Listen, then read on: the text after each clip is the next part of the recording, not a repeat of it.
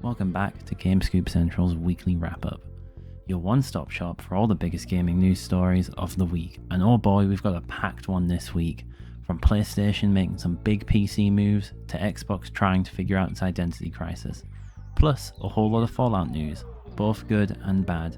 So grab a snack, hit that like button, and let's dive straight in. First up, let's talk about No Man's Sky. Just when you thought this game couldn't get any bigger, Hello Games drops a bombshell. Trillions of new planets are being added. Some of these planets will have oceans several kilometers deep, and for the first time ever, we'll be able to explore gas giants as part of the endgame content. It's wild to think how far this game has come since its rocky launch. If you've been sleeping on No Man's Sky, now might be the time to jump right back in. Next up is some heartwarming news from the gaming community. Bethesda fans have raised over 140 grand for the medical bills of a prolific voice actor, Wes Johnson, who's been a huge part of their games. Bethesda themselves called him an incredibly talented and instrumental part of their team. It's always awesome to see how the gaming community come together to support one another. Big props to everyone who contributed. Now let's talk about Sony and their ongoing PC shenanigans. Months after the Helldivers 2 PSN account fiasco, Sony finally dropped the PlayStation Network requirement for PC players. This comes just in time for Spider-Man 2's PC release, and they're even offering free goodies to incentivize signing up. It's a step in the right direction, but let's be real, this feels like damage control after the backlash they got last year. Continuing on with Sony, they will be unfortunately removing the limited time PlayStation themes for PS5. Let's hope they make these permanent in a future update because they're so damn cool. On a sadder note, Midnight Society, a game studio founded by Dr. Disrespect, yes, the minor messaging guy, is shutting down, and their game Dead Drop, which missed its initial 2024 release date, is now officially cancelled. It's always tough to see a game get axed, yet alone an entire studio. Let's hope all the employees are able to land on their feet, as times like these can be tough for those involved in the development.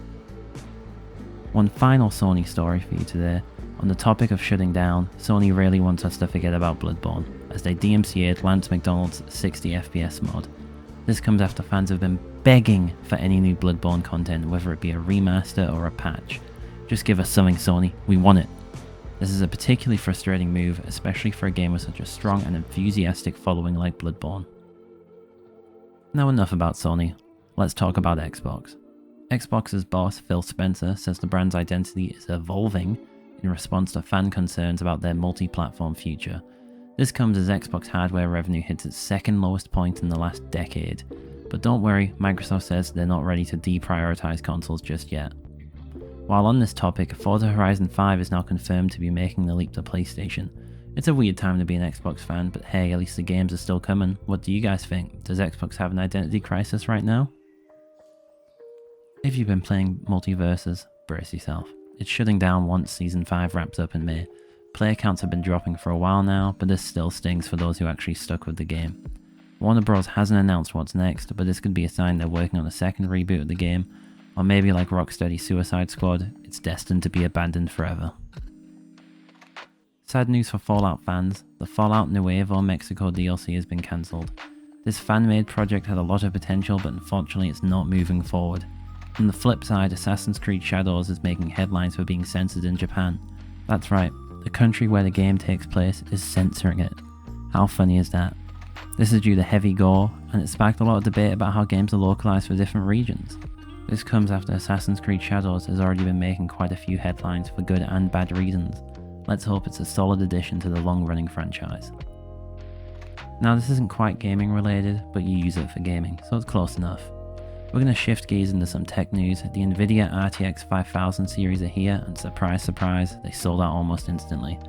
If you were hoping to upgrade your rig, you might be out of luck for a while. Alright, before we wrap up, let's check out what's new in gaming this week. And there's not much. Spider-Man 2, the hit PS5 game, is now available on PC, and is receiving, let's say, mixed receptions, due to unfortunately Sony's consistent track record of poor PC ports on launch. Another new game this week is Sniper Elite Resistance, which is another addition to the ever-growing Sniper Elite franchise. Check this out if you're a hardcore fan of the franchise, but personally it feels a bit buggy at the moment. And that's it for game releases this week. January and February tend to be slower months for gaming, so let's hope it ramps up in March. Anyway, let's wrap up this week's episode. If you enjoyed the episode, don't forget to like, subscribe and hit the bell so you never miss a breakdown of the biggest gaming stories. Let me know in the comments, what's your take on Xbox's future? Are you grabbing any of the episodes this week? And should Sony finally give us more Bloodborne content? What do you think the reason is for Multiversus shutting down? Thanks for watching, and I'll catch you next week. For more gaming news, stay awesome.